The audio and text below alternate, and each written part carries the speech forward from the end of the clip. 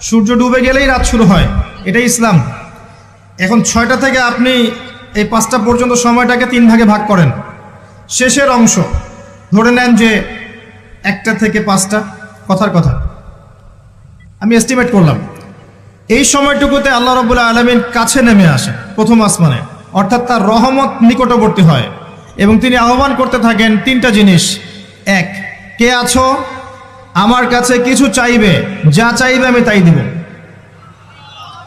2, কে আছো আমার কাছে ক্ষমা চাইবে, আমি তোমাকে মাফ করে দেব।